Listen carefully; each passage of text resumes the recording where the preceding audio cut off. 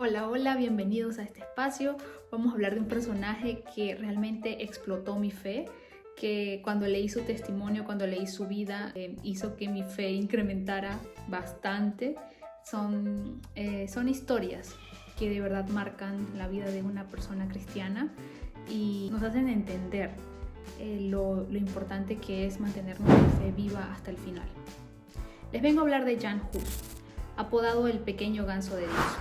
Esto producto de su apellido, que traducido significa ganso. Con este video quiero hablarles brevemente de la biografía de este personaje histórico, quien nació en el siglo XIV, es decir, un siglo antes que Martín Lutero. Jan Hus jugó un papel fundamental para el cristianismo. Y lo que más causa impacto en su historia es su muerte, pues murió bajo el cargo de herejía en contra de la iglesia en una hoguera, en contraposición con Martín Lutero, quien pudo conseguir muchísimo más avance en el cristianismo. Aunque ninguno de estos personajes logró la caída del papado, en realidad los testimonios han llevado que la fe del cristianismo se mantenga firme. Si bien muchos consideran que Lutero alcanzó mucho más que Jan Hus, yo considero a Jan Hus como un personaje muy importante, incluso más importante que Martín Lutero, como testimonio de fe. Más allá, en realidad Lutero tuvo un mayor impacto.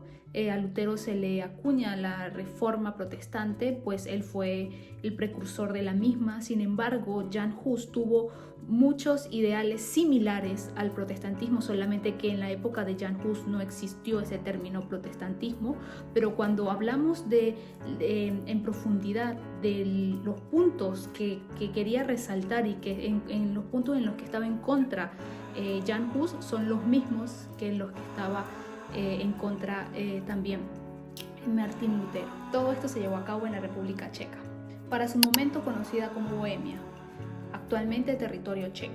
Y me alegra mucho porque yo vivo muy cerca de República Checa, estoy más cerca de República Checa que de Berlín. Entonces la historia de Hus se vio un poco envuelta entre República Checa y un poco de Alemania, incluso él fue ejecutado acá en Alemania. Él comenzó una vida muy buena como predicador. Desde sus inicios él quería ser sacerdote, por ende estudió teología. Envuelto en este medio de religión, él comenzó a tener su propio espacio dentro de una capilla. En esa capilla él enseñaba, como católico él enseñaba, solo que sus enseñanzas eran diferentes. Sus enseñanzas, él marcaba lo que realmente era cierto en la Biblia, más allá de lo que decían el alto clero, a lo que él de verdad siempre estuvo muy en contra. Cuando él empezó a predicar, tuvo muchos simpatizantes. A muchas personas les llamó la atención su manera de enseñanza. Entre estos simpatizantes, muchos jóvenes, ya que él era profesor de la universidad en Praga. Hus se vio muy influenciado por un predicador inglés llamado Juan Wycliffe. De él también hablaremos un poco. Aquí viene el momento en el que Jan Hus se enfrenta directamente contra el papado. Hay 3 puntos que sobresalen, 4 tal vez, incluso puede que más, pero yo tomé un pequeño resumen, estos 3. La acumulación de bienes por parte del clero y la baja moral que ellos tenían. El clero estaba arriba, las personas pobres según ellos no se podían salvar porque para salvarse tenían que pagar los cupos al cielo. Entonces como que estaba el clero acá, o sea, el clero eran los nobles, los que sí eran de Dios, y como que la pobreza se asociaba al infierno, a que si no nos das monedas, si no nos das aquí, no puedes avanzar en el mundo espiritual. Entonces eso se estaba moviendo en esa época y Jan Hus dijo, eso no es así, eso no está escrito en la Biblia. A la absolución de los pecados que daban los sacerdotes a los creyentes, como que diciendo, bueno, nosotros somos los que tenemos la autoridad de perdonar los pecados, poniéndose por encima de la verdadera salvación que es en Jesucristo. Y el punto más atacante, el más picante de todo, es que él dijo, el Papa no es la cabeza de la iglesia y tampoco es un mediador entre Dios y la iglesia. La única cabeza de la iglesia se llama Jesucristo y el único mediador es Cristo mismo. Entonces Hus tenía una idea, Hus tuvo una idea y dijo, necesitamos que la verdad se esparza, que lo que está escrito en la Biblia se esparza, lo que está en la escritura, no lo que yo diga, no lo que diga el otro, no lo que la gente repita, sino lo que de verdad está en la Biblia. Entonces en ese momento él estaba como que muy fuerte, él tenía apoyo también político. Acá hay mucho de política detrás de todos estos movimientos, hubo mucha política, gobiernos. En esa época habían reyes, los reyes eran las máximas autoridades. Cuando un rey dice sí, es sí, cuando un rey dice no, es no. Y en este momento también hubo un punto muy importante, y era que la Iglesia Católica estaba cobrando muchísimo dinero a los reyes, a las monarquías. La Iglesia Católica les pedía bastantes recursos. Entonces y claro, si no les daban, decían, te vas al infierno. Entonces, claro, la gente ignorante pues decía, oye, está bien, no nos conviene tener de enemigos a un ente tan poderoso. Entonces, cuando viene esta idea de reformista, muchos reyes dicen, me gusta esta idea, me gusta esta idea. Sin embargo, no fue el caso de Jan Hus. El caso de Martín Lutero sí fue parecido.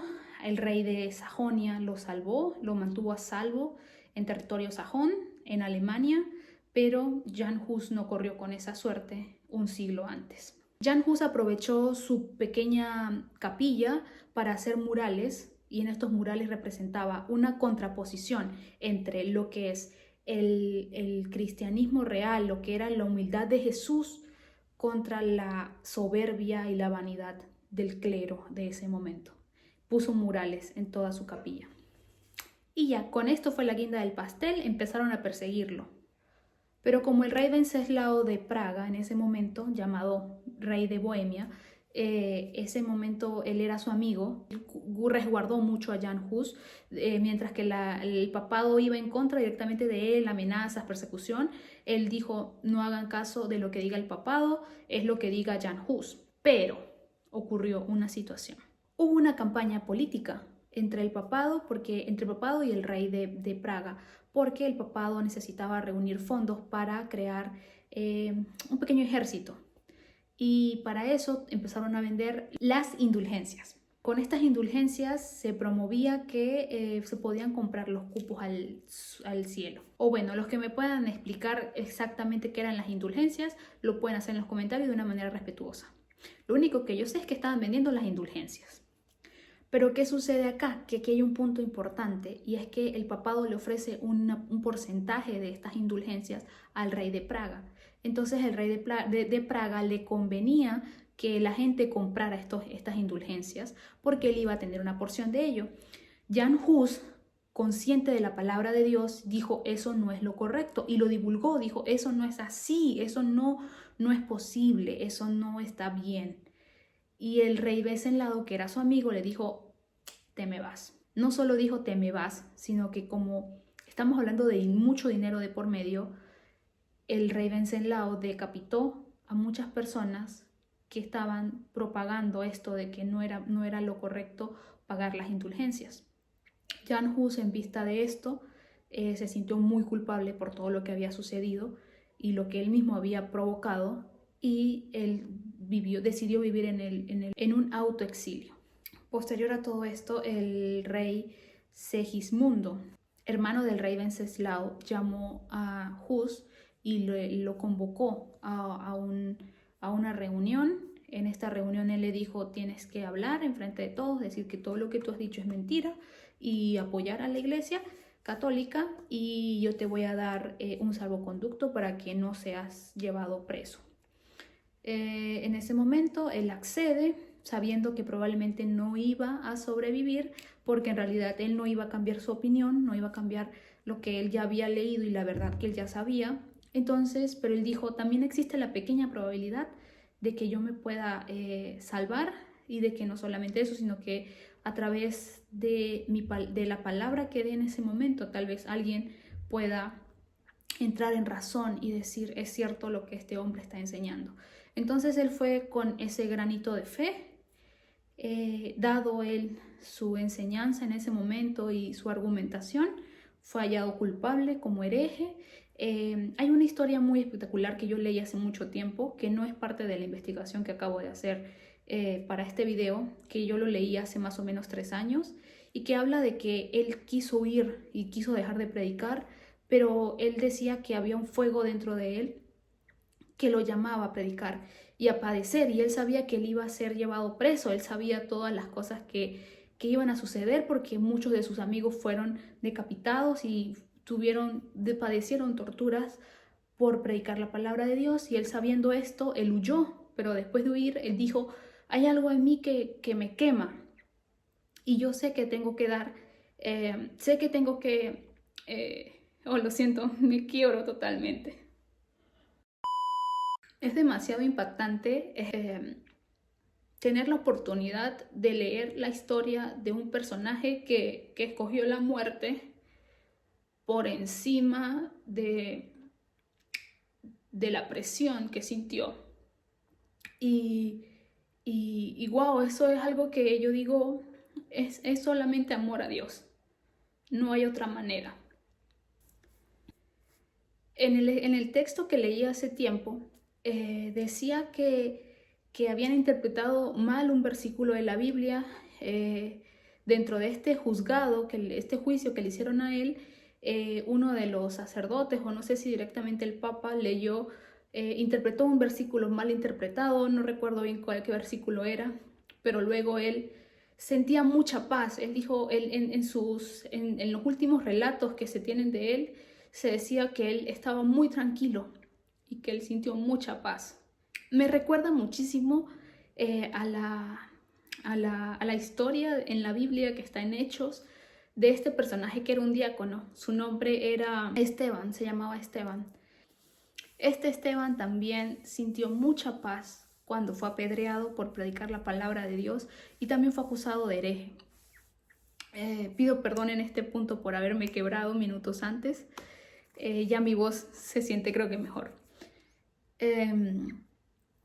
Y es algo impactante. Para la fe de un cristiano actualmente, creo que estas historias nos llevan a tener una vida más madura, una vida un poco más entendida de lo que realmente significa el tener la verdad, el saber la verdad y el predicar la verdad. Este testimonio nos debe servir para caminar más seguros,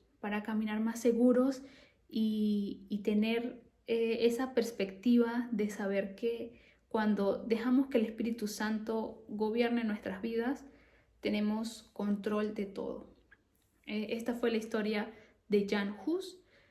Hay muchísimo más sobre este personaje, yo solamente he hecho un pequeño resumen. Espero que se encuentren muy bien y espero que tengan la iniciativa de aprender un poco más sobre este personaje y muchos otros personajes que marcaron la historia del cristianismo. Muchas gracias.